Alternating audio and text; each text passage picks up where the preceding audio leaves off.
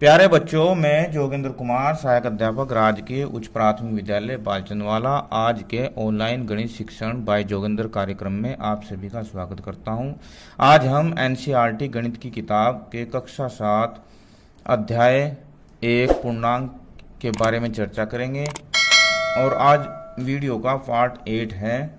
तो इसमें हम एक्सरसाइज 1.3 के प्रश्न संख्या 1 से 3 तक के प्रश्नों को हल करेंगे। प्रश्न नंबर 1, निम्नलिखित गुणनफलों को ज्ञात कीजिए।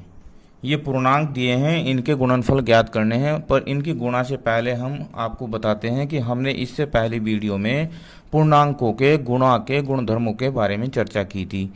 उसमें हमने आपको बताया था कि यदि पूर्णांकों के चिन्ह समान है तो उनकी गुणा करने पर उनके उत्तर का चिन्ह भी प्लस का आएगा, और अगर उनके गुणा जो चिन्ह है वे असमान है और उनकी गुणा करते हैं तो चिन्ह माइनस का आएगा। ये देखो, ये समान चिन्ह है प्लस प्लस तो उत्तर प्लस का आया, और ये असमान है, ये माइनस है, ये प्लस है, उत्तर माइनस का आएगा। गुणा करने पर ये प्लस का, ये माइनस का, ये भी असमान चिन्ह है तो उत्तर माइनस का आएगा गुणा करने पर। और ये माइनस और ये माइनस, ये समान चिन्ह है तो अगर इनकी हम गुणा करते हैं तो उत्तर प्लस का आएगा। इसके अलावा हमने जो पूर्णांकों के गुणन के जो गुण हैं उसके उनमें चर्चा की थी समवर्त के नियम के बारे में। क्या इसमें समवर्त के नियम के बारे में इसमें हमने कहा था, या आपको हमने चर्चा की थी कि जैसे मान लो दो पूर्णांकों की गुणा होती है और उनकी मान लो 3 गुणा 5 है, ये दो पूर्णांक है, इनकी जो गुणा होती है और गुणा के बाद जो उत्तर आता है वो 3 पंजे 15, तो ये भी पूर्णांक ही होगा। एक दूसरा नियम था क्रम विनिमय नियम। क्या था? क्रम विनिमय नियम एक ये था। इसमें क्या था कि 3 गुणा 5, तो अगर मैं इनके क्रम बदल दूं, 5 गुणा 3 कर दूं तो इनकी गुणा पर कोई प्रभाव नहीं पड़ता, अर्थात इनका उत्तर सेम आएगा। एक था साहचर्य नियम। क्या था? साहचर्य नियम। इसमें क्या था कि यदि 3 गुणा 5 गुणा 6, तो मैं पहले दो पूर्णांकों को ब्रैकेट में ले लेता हूँ और फिर बाद में 3 गुणा 5 गुणा 6 और बाद के दो पूर्णांकों को, तो इनकी भी गुणा करने पर जो उत्तर आता था वो भी बराबर, दोनों तरफ का बराबर ही आता था। तो इसमें हमने ये चर्चा की थी कि समवर्त के नियम भी गुणा में होते हैं और क्रम विनिमय भी होते हैं और साहचर्य भी होते हैं गुणन के। तो देखिए अब इस प्रश्न नंबर 1 को 3 गुणा माइनस का 1, तो 3 एकम 3। अब ये प्लस का चिन्ह है, यहाँ पर माइनस का चिन्ह है, तो उत्तर आएगा माइनस का। 3 एकम 3। 225 की गुणा -1 में हो रही है तो 225 एकम 225, यहाँ भी उत्तर 225 माइनस का आएगा, क्योंकि असमान चिन्ह है, दोनों अलग अलग चिन्ह हैं। अब माइनस का 21 गुणा माइनस का 30, देखो दोनों चिन्ह कैसे हैं? समान है, ये भी माइनस का ये भी माइनस का, तो उत्तर आएगा प्लस का। गुणा कर लेते हैं, ये 30 की 0 लिख लेते हैं और 21 तिया 63, 21 तिया 63, और माइनस माइनस यानी कि समान चिन्ह है तो प्लस का उत्तर आएगा। अब डी में देखते हैं, तो -1 की गुणा 316, माइनस का 316 -1, ये समान चिन्ह है, माइनस माइनस के, तो उत्तर आएगा प्लस का। और 1 की गुणा करने पर 1 की गुणा कर दो या -1 की गुणा कर दो, उसके आंसर पर कोई प्रभाव नहीं पड़ता। हाँ, ये है कि अगर प्लस की गुणा करेंगे तो प्लस का आंसर आएगा, और माइनस की गुणा होगी जैसे माइनस माइनस, तो ये भी प्लस का ही आएगा, 316 प्लस का। अब ये माइनस का 15 हो गया और गुणा 0 गुणा माइनस का 18। अब हमने पिछली वीडियो में आपको शून्य से गुणा भी बताई थी। यदि किसी शून्य से किसी संख्या में गुणा करते हैं या पूर्णांक में गुणा करते हैं तो आंसर 0 आता है, तो इसका आंसर आएगा 0। और माइनस का 12 गुणा माइनस का 11 और गुणा माइनस का 10। अब ये 3 पूर्णांक है तो इनमें हम पहले तो इन 2 की गुणा कर लेते हैं। इन 2 की गुणा करते हैं, देखो 12 और 11 की गुणा कर लेते हैं, तो 11 दूनी 22 और 11 11 और 2 13, 132। 132 की 10 में गुणा कर लेते हैं तो 1320 आएगा। अब ये माइनस और माइनस, यहाँ ये देखो दोनों, इन दोनों के समान चिन्ह है। क्या है? समान चिन्ह, तो इन दोनों का उत्तर तो होगा प्लस का, और ये भी प्लस का है, तो प्लस प्लस प्लस का आंसर, तो ये 1320 प्लस का आएगा। और 9 गुणा -3 गुणा -6, अब इनमें भी देखो तीन पूर्णांक हैं, अब इनमें हम पहले दो की गुणा करते हैं, तो 9 तिया 27, क्या 9 तिया 27, तो माइनस का 27 आ गया, क्योंकि अलग अलग चिन्ह तो 9 तिया 27 और गुणा माइनस का 6। अब ये समान चिन्ह हो गए, ये भी माइनस का, ये भी माइनस का, तो उत्तर आएगा प्लस का। अब 6 सत्ते 42 और 6 दूनी 12 और 4 16, 162 और माइनस माइनस प्लस आंसर। ये सब इनके आंसर हो गए। अब इसके बाद एच में देखो -18 गुणा -5 गुणा माइनस का 4। अब देखो इसमें हमने अभी तक दो पूर्णांकों की गुणाई देखी है कि माइनस गुणा माइनस बराबर प्लस हो जाता है।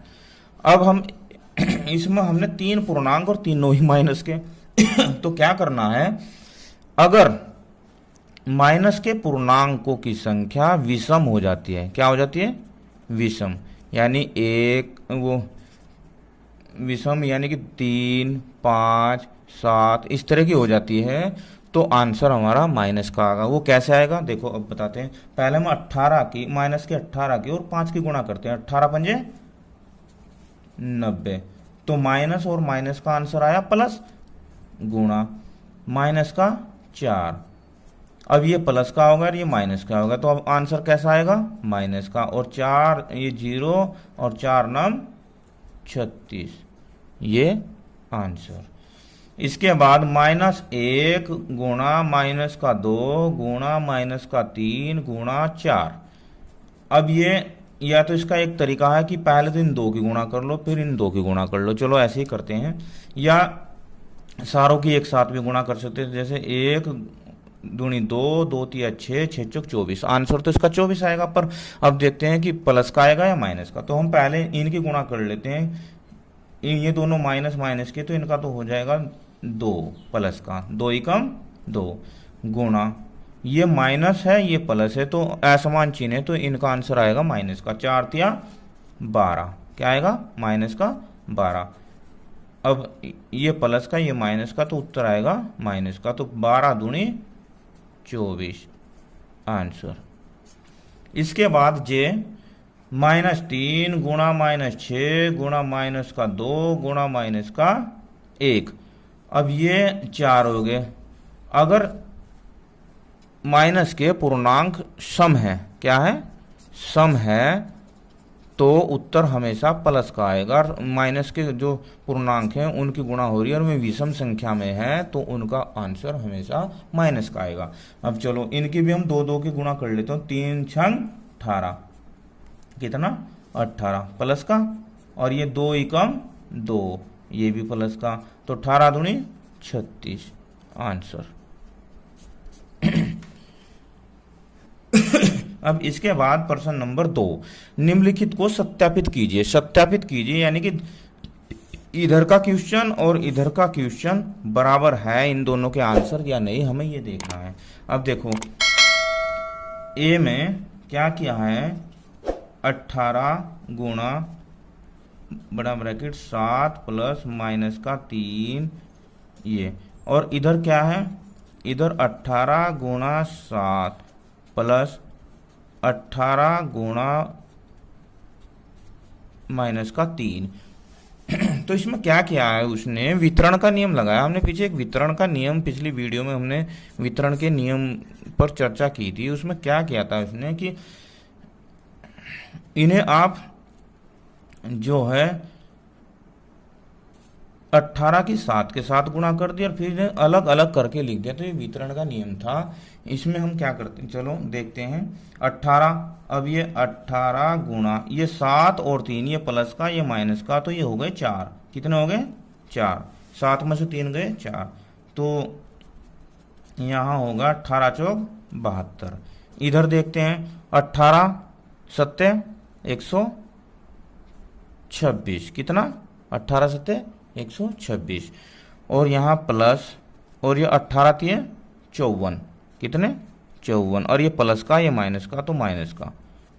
अब यहाँ पर 126 और ये प्लस माइनस, यहाँ पर माइनस, ये 54, और इसे घटाओ, देखो 6 में से 4 गए 2, और 12 में से 5 गए 7। तो दोनों साइड के 72 ही 72 आए हैं, तो यहाँ पर लिख देंगे हम बायां पक्ष बराबर दायां पक्ष। ये हमारा क्वेश्चन सत्यापित हो गया। हमें यही देखना था कि दोनों साइड, दोनों पक्षों में के जो आंसर में सेम है या नहीं है। इसके बाद इसका बी पार्ट भी सेम ऐसे ही है।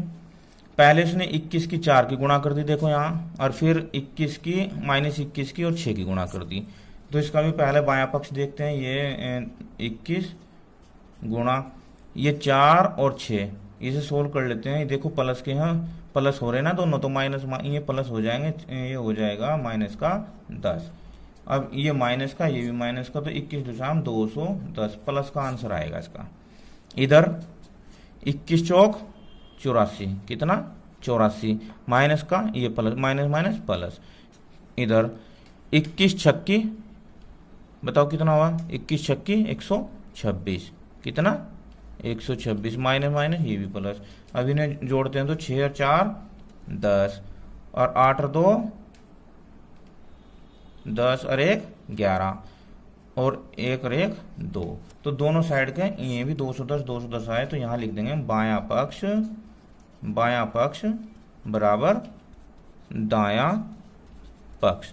और यही हमें सिद्ध करना था, यही सत्यापित करना था। इसके बाद प्रश्न नंबर 3 के 2 पार्ट है, ये फर्स्ट पार्ट और ये सेकंड पार्ट। अब इसने कहा किसी भी पूर्णांक a के लिए -1 गुणा a किसके समान है। अब देखो -1 की गुणा अगर किसी में करते हैं तो उसका योगात्मक प्रतिलोम प्राप्त हो जाता है। देखो -1 अगर मैं इसकी गुणा a में करता हूं तो बराबर आएगा माइनस का a, तो ये a का योगात्मक प्रतिलोम है। तो उसने कहा कि इसके समान है, -a के समान है, इसका यही आंसर है। इसमें और कोई ज़्यादा बात नहीं करनी हमें। सेकंड पार्ट इसका, वह पूर्णांक ज्ञात कीजिए जिसका -1 के साथ गुणनफल है। अब इनमें से आप ये बताओ किसके साथ -1 का गुणनफल है। देखो अब a में देखते हैं, अगर हम इसे 22 को -1 से गुणा करते हैं तो ये 22 हो जाएगा। b में गुणा करते हैं 37 के -1 से, तो ये -37 हो जाएगा। और c में गुणा करते हैं 0 में -1 की, तो ये 0 हो जाएगा आंसर। तो वह पूर्णांक ज्ञात कीजिए जिसका -1 के साथ गुणनफल है, या इसका योगात्मक प्रतिलोम भी प्राप्त हो गए हमें तीनों के। देखो योगात्मक प्रतिलोम प्राप्त हो गए ना इसके तीनों के। तो इस प्रकार इसमें -22 में हमने -1 से गुणा करी तो 22 आंसर आया, और इसमें -1 से गुणा तो 37 आंसर आया, और उसमें सी में 0 से गुणा की, 0 तो किसी भी पूर्णांक को 0 कर देती है गुणा करने पर। अब आज हमने प्रश्नावली 1.3 के प्रश्न संख्या 1 से 3 तक के प्रश्नों को हल किया। इसके बाद हम इससे अगली दूसरी वीडियो में अगले प्रश्नों को सोल्व करेंगे। आप सभी से गृह कार्य कॉपी में नोट करना। धन्यवाद।